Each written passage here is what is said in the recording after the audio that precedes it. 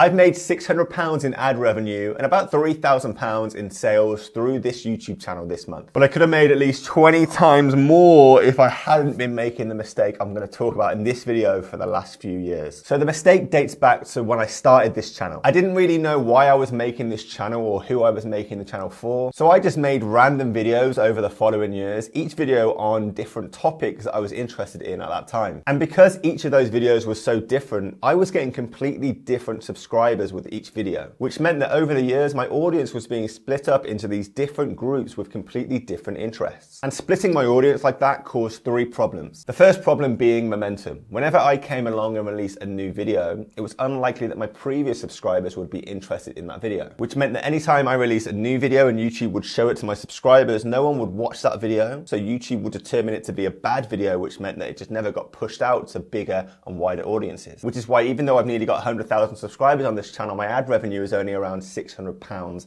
a month. The second problem splitting my audience over the years caused was it damaged my personal brand. By making videos on so many different topics, it was impossible for my audience to know what my brand was really about, which meant that my viewers never recommended me to their friends because they didn't know what I was about in the first place. And secondly, I never established myself as an expert in anything because I never focused on any one specific thing. The third thing that split audience affected was my ability to sell.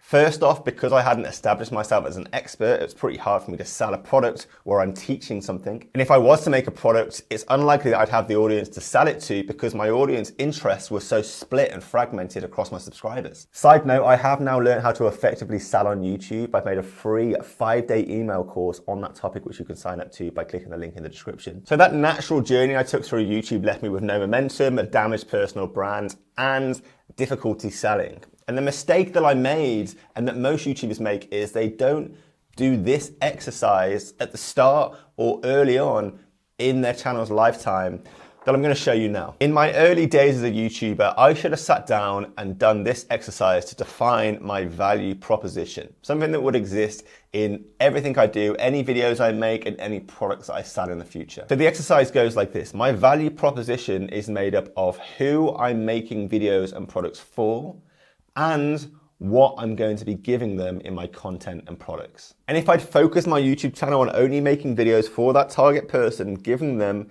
a specific type of value over the years, my views would have steamrolled, exploding my ad revenue, and my personal brand would have built trust and authority around it, making it easy for me to sell my products. I now have a clearly defined value proposition for my brand. I exist to help YouTubers sell their products through their videos. And I implore you to not make the same mistake I did. Define your value proposition as soon as possible and stick to just that. And once you have that value proposition defined, it can be hard to come up with ideas for videos to make that fall within that definition. So that's why I made this video in the past, to help you come up with endless video ideas that are going to attract your target viewer. So watch that next and make sure to subscribe.